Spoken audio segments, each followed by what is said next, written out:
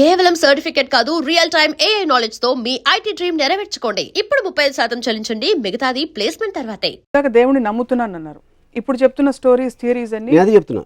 నేను దేవుడిని నమ్ముతున్నాను ఎప్పుడు చెప్పాను, ఒక సృష్టి క్రియేట్ చేసింది ఒక ఆస్పెక్ట్, కానీ ఆ సృష్టికి మనం బతుకున్న దానికి సంబంధం లేదు. అందుకని నేను బాలాజీ గుడికి వెళ్ళి కొబ్బరికాయ కొడితే నాకు వస్తుందని నేను నమ్మను. ఇప్పుడు అర్థమైంది.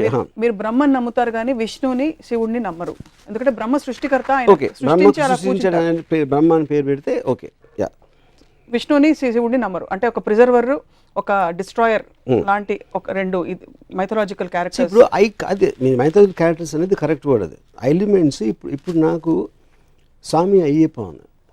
ఇప్పుడు విష్ణువు ఒక దేవత రూపంలో వెళ్ళి వాళ్ళు ఆ మర్దన చేస్తూ ఉంటే తనని చూసి మోజుపడి శివుడు had sex with her. That is Ayyappa story, what I heard, you know. So అంతకన్నా రిడిక్యులస్ ఎలిమెంట్ అనేది దాన్ని చూసి, అంటే ఇప్పుడు మీరు ఏదైనా చూడండి దేవుడి స్టోరీస్, మీరు డీప్గా వెళ్తే మీరు అసలు ఆశ్చర్యం వేసేస్తుంది. అసలు అలాంటి స్టోరీ అంటే వాళ్ళకి తెలుసా తెలియనా అది ఇగ్నోర్ చేస్తారా. ఇప్పుడు బాలాజీ స్టోరీ ఉంది. ఓకే, బాలాజీ వచ్చే ముందు ఇంకొక చిన్న ఎగ్జాంపుల్ చెప్తాను. నేను ఒక ట్విట్టర్లో ఒక ట్వీట్ పెట్టాను గణపతి టైంలో. పురాణాల గురించి మనం ఎలాగో మళ్ళీ మాట్లాడతాం. ఐ థింక్ ఇట్స్ ఇన్ దేవుడు కాన్సెప్ట్ వాట్ ఐఎమ్ టాకింగ్. అంటే నేను అనేది దేవుడు అంటే ఏంటి, మనం భగవంతుడిలా కొలిచి పూజలు చేసి తన మొలాన మనకు వచ్చేస్తున్నాయి అనే దాంట్లో వాళ్ళందరి డెఫినేషన్ ఉంటుంది. అవును, బ్రహ్మ అనేది ఒక కాన్సెప్ట్, కానీ బల్క్ ఆఫ్ ద పీపుల్ దేవుడిని పూజిస్తారు, వినాయకుడిని పూజిస్తారు, బాలాజీని పూజిస్తారు, అయ్యప్పని పూజిస్తారు. So I think they are in the same category. Varma గారి అభిప్రాయం దేవుడి గురించి అంటే ఆయన ప్రపంచాన్ని సృష్టించి వదిలేశారు, ఆయన పని అయిపోయినా ఆయన మూలను కూర్చున్నారు, అంతేనా? మనం అంటే ఇప్పుడు చీమలు ఉన్నాయి, దోమలు కూడా ఉన్నాయి, గొంగుళిపూర్లు ఉన్నాయి, బొద్దింకలు ఉన్నాయి. బొద్దింకలు ఎందుకు క్రియేట్ చేశారు? మనకి జలుబిచ్చే వైరస్ని ఎందుకు క్రియేట్ చేశాడు? మనుషుని క్రియేట్ చేసాడు, ఓకే మనకు బాగానే ఉంటుంది కాబట్టి మనకు బాగానే ఉంది. బట్ అన్నిటిని కూడా ఆ సృష్టి క్రియేట్ చేసింది. మీరు సినిమా కానీ మనిషిగా నాకు బొద్దింకలు దోమలు ఉండటం నాకు ఇష్టం లేదు. కానీ సృష్టి క్రియేట్, ఎందుకంటే నాతో సంబంధం లేకుండా తన ఇష్టం వచ్చినట్టు రకరకాల జీవరాశిని సృష్టించి పడేసాడు దేవుడు. ఓకే, సో అప్పుడు ఆ దేవుడికి నన్ను ఒక్కడనే బాగా చూసుకో, మిగతా అందరినీ పక్కన పెట్టేసి మిగతా జీవరాశులు అందరూ నాకు ఎందుకు అని కొబ్బరిగా కొట్టేస్తే నా పని చూసుకో అనే మనస్తత్వాన్ని దాని గురించి మాట్లాడుతున్నాను. సో ఇది భక్తులతో మీకు ప్రాబ్లం, దేవుడితో కాదైతే మీకు 100% మీకు భక్తులతో ప్రాబ్లం. రెండోది, మీరు జీవరాశులు ఎందుకు జలుబు ఇచ్చే వైరస్ని క్రియేట్ చేస్తారంటే మీరు సినిమా తీస్తారు, కేవలం ఒక పోలీస్ని పెడితే సైకో మీరు సినిమా తీయచ్చు, మీరు సీరియల్ కిల్లర్ మీరు సినిమా తీయచ్చు. పోలీసులకు పని ఇవ్వాలంటే సీరియల్ కిల్లర్స్ ఉండాలి. కరెక్ట్. అలా మీకు పని పెట్టాలంటే, మనకు పని పెట్టాలంటే దేవుడు అన్ని రకాల జీవరాశుల్ని పెట్టి ఒక it's a play of various characters. You are speaking for him. What his intention is I don't no.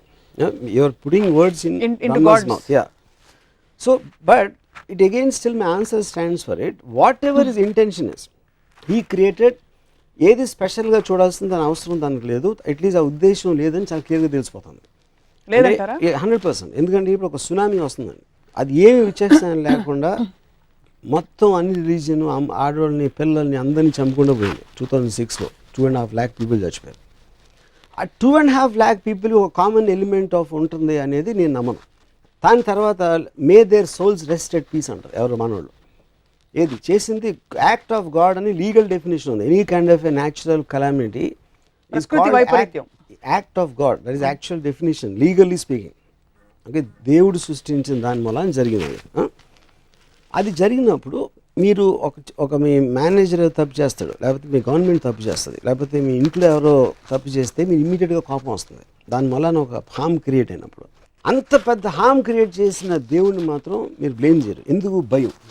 ఎందుకంటే మీకు ఆఫీస్లో మేనేజర్ మారితే ఇంకోటి వస్తాడు, గవర్నమెంట్ మారితే ఇంకో గవర్నమెంట్ రావచ్చు, కానీ దేవుడు మారితే ఇంకెవడో రాలేడు. కాబట్టి ఆ ఒక్క హోప్ ఉండాలి. కాబట్టి భయంతో దేవుడిని మాత్రం ఎప్పుడు బ్లేమ్ చేయరు.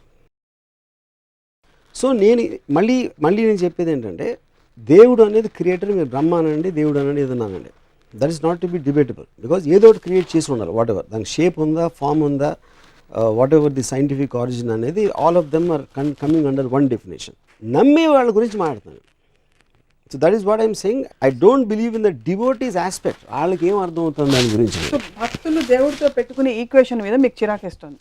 చిరాకు is not the right word. I find it funny. మీరు ఎలాంటి ఈక్వేషన్ పెట్టుకుంటారు దేవుడితో? ఎప్పుడైనా అసలు తలుచుకుంటారు? అబ్సల్యూట్గా. బికాజ్ ఐ స్ట్రాంగ్లీ నేను బిలీవ్ చేస్తాను దేవుడి స్కీమ్లో నేను లేను. మీరు లేరు. లేను దేవుడు నేను మిమ్మల్ని లేను చూపు నా- నా- చూస్తున్నాడా? నేను లేకపోతే నేను- కాదు క్వశ్చన్ అది కాదు, ఈజ్ టూ బిగ్. అంటే ఇట్ ఎలా ఉంటుందంటే అది ఇప్పుడు ఇక్కడ చీమలు తిరుగుతూ ఉంటాయండి. ఆ చీమలు మ్యాక్సిమం నేను నడిచేటప్పుడు నాకు కనిపించకపోతే తొక్కి వెళ్ళిపోతాను, లేకపోతే చీపుతో ఊడ్చేస్తాను. దానికన్నా నాకు చీమలకి ఏం కనెక్షన్ లేదు. చీమ గురించి నేను ఆలోచిస్తున్నాను అనుకుంటే ఎంత మూర్ఖత్వమో, ఏ మనిషి కూడా దేవుడు నా గురించి ఆలోచన అంతే మూర్ఖత్వం. you feel God doesn't think about you. No. But I asked you, do you think about God? No, I don't think about God for the same reason. Because I am not in the scheme of things of God. నన్ను హామ్ చేసే శక్తి దేనికి ఉన్నా అది నాకు God. నాకు for example నేను ఒక ఆఫీస్లో పనిచేస్తాను, నా మేనేజర్ నా జీతం పెంచేంత ఇది ఉంటే నా మేనేజర్ నాకు దేవుడు. రేపు పొద్దున్న ఎవరో నన్ను హామ్ చేస్తే whoever is more powerful than me, they are gods In that particular situation. In that particular context. Situation కాంటెక్స్ట్లో. మరి పర్లేదు, దేవుడు మీకు చాలా యాక్చువల్లీ గొప్ప ఫిలాసఫీ. ఎందుకంటే దేవుడు మనిషి రూపంలో వచ్చి అనేక విధాలు హెల్ప్ చేస్తాడని కూడా అంటారు. సో రేపు గబుక్కుమని మీరు ఎక్కడైనా వరదల్లో చిక్కుకుపోతే మీకు ఎవరైనా బోట్ పంపిస్తే బోట్ నడిపేవాడు దేవుడు మీకు. మరి అలా చేసినోడు చాలా మంది ముంచి చంపేస్తాడు, దాని సంగతి ఏంటి? అది వాళ్ళు చూసుకుంటారు కదా. చూసుకుంటూ క్వశ్చన్ కాదు. ఇప్పుడు ఆ బిలీఫ్ తోటే మమ్మల్ని చేస్తాడన్న బిలీఫ్ తోటే అందరూ చేస్తే నేను అలాంటి దాంట్లో నేను టైం వేస్ట్ చేయను. నా కెపాసిటీలో నేను చేయగలిగితే చేస్తాను, కానీ ఎవడో వచ్చి ఏదో చేస్తాడు అనేది నేను నమ్మను. అది నేను చెప్పేది. చాలామంది చాలా బలమైన వారి వారి అనుభవాలని పబ్లిక్గా చాలాసార్లు చెప్పారు, పుస్తకాలు రాశారు. దట్ నాకు దేవుడు కనిపించాడు, నేను ఇలా కోరుకుంటే ఇలా అయింది నాకు, లేకపోతే నేను ఇలాగా 7 వారాలు ఉపవాసం ఉన్న తర్వాత దేవుడు నాకు ఇలా మార్పు వచ్చింది. వాటన్నిటిని ఎలా ఎక్స్ప్లెయిన్? ఇప్పుడు మా కజిన్ ఒకడు నాకు చెప్పాడు, రామ అంతకుముందు నేను నమ్మేవాడిని కాదు, ఒకరోజు నేను సముద్రంలో ఈత కొడుతూ ఉంటే ఆల్మోస్ట్ చచ్చిపోయాడిని, లోపల కరెంట్ లాక్కి వెళ్ళిపోతుంది, మళ్ళీ సడన్గా ఏదో మిరేకిల్ జరిగి నేను బయటకు వచ్చేసాను, అప్పటి నుంచి భక్తుని అయిపోయాను అన్నాడు.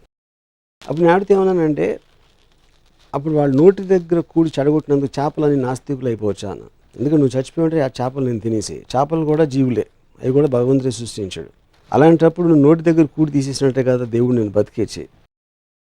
సో నీకు పార్షియాలిటీ చూపించి వాళ్ళకి అన్యాయం చేసినందుకు ఆ చేపలని నాస్తికులు అయితే కరెక్టా అన్న. సో పాయింట్ అనేది ఏది జరిగినా someone will benefit, someone won't benefit. మీరు తిరుపతికి వెళ్ళి నాకు ₹1,00,000 డబ్బులు కావాలి మీరు చేసేని కొబ్బరికాయ కొడితే ఆ ₹1,00,000 ఎవరు జేబు నుంచి వస్తాయి, పుట్టిరావు, అది మళ్ళీ క్రియేట్ చేయరు ఎవరు. సో ఒకటి లాభం ఇంకోటి నష్టం అవుతుంది, ఇంకోటి లాభం ఇంకోటి నష్టం అవుతుంది. So that is the order of nature and balance. బాగుంది, ఎంతవరకు ఓకే, కన్విన్స్డ్. ఎవరికి లాభం ఎవరికి నష్టం అనే అంశాన్ని వాట్ గవర్న్స్ ఇట్ మీ దృష్టిలో? ఆర్డర్ అనే నష్టం అనేది మనం సెల్ఫ్ క్రియేటెడ్ దాంట్లో చేసాం. మనుషులు ఒక పర్టికులర్ టైంలో యానిమల్స్, దాని నుంచి ఒక ఫేజ్లో ఒక సోషల్ యాంప్లెక్స్, చేమల నుంచి మనం complex and more advance form అవ్వచ్చు. ఒక సోషల్ ఆస్పెక్ట్లో రూల్స్ రెగ్యులేషన్స్ పెట్టుకుని సోషల్ వాల్యూస్, రిలీజియన్ ఇలాంటి ఆస్పెక్ట్స్ తోటి మనం నిర్ణయిస్తాం మంచి చెడు, కష్టం నష్టం అనే అదే complexity of society. That is not directly related to God. ఎందుకంటే జంతు జాతిలో బలంతో చంపుతాయి, దానికన్నా కాంప్లెక్స్ ఉండదు. కానీ ఇక్కడ మనకి వేరియస్ లాస్, కానీ లాస్ అంటే లీగల్ అంటలేదు, మనకు స్టిపులేషన్స్ ఉంటాయి, మనకు ఉన్న సోషల్ ప్రోగ్రామింగ్ ఉంటుంది, వాటన్నిటి మూలాల నుంచి మన ఆ ఆస్పెక్ట్ వస్తుంది. కానీ that is not directly related. ఆ సొసైటీ మనం ఫామ్ చేసాం కాబట్టి ఇప్పుడు ఇంత అడ్వాన్స్ అయ్యాం. But I don't think that is related to God. It's not related to God. అంటే నేను మళ్ళీ కాదు, అంటే అదే ఇప్పుడు యానిమల్స్లో ప్యాక్ యానిమల్స్ ఉంటాయి. ఒక యానిమల్ ఏమో దాని చదివి నడుస్తుంది, లోన్ యానిమల్స్. చీమలకు ఒక సొసైటీ ఉంటుంది, అలాగే తేనెటీగలకు ఉండొచ్చు, అలాగే మనుషులకు ఉండొచ్చు. రిలేటివ్గా మనుషులు చాలా అడ్వాన్స్ ఫామ్. కానీ అలాంటి ఎగ్జాంపుల్స్ అనేవి చాలా ఉన్నాయి, సోషల్ ఫార్మేషన్స్ ఆఫ్ క్రీచర్స్. ఆ ఆస్పెక్ట్లు చెప్తున్నాను.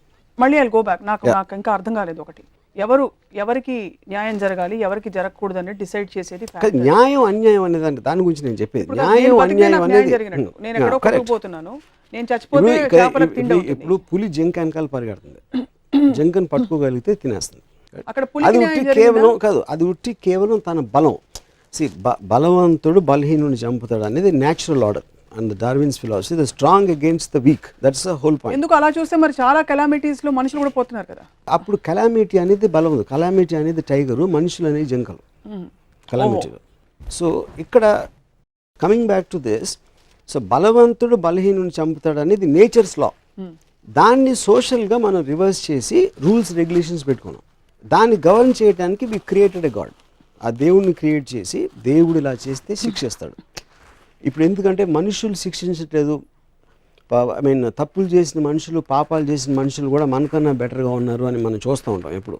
అవును. అప్పుడు ఏమంటారు, వాళ్ళు ఏం చేయలేరు కాబట్టి పైకి వెళ్ళాక దేవుడు శిక్షిస్తాడు. నువ్వు మంచి చేస్తే స్వర్గానికి వెళ్తావు, తప్పు చేస్తే నరకానికి వెళ్తావు అనేది కాన్సెప్ట్. సో ఈ గ్రూప్ కెలామిటీస్ లో ఇది వర్తిస్తుంది మీరు చెప్పింది. నేచర్స్ ఫ్యూరీ ఆర్ లేకపోతే ప్రకృతి వైపరీత్యం, It is దేవుడి శాపం is bigger than this 200,000 people.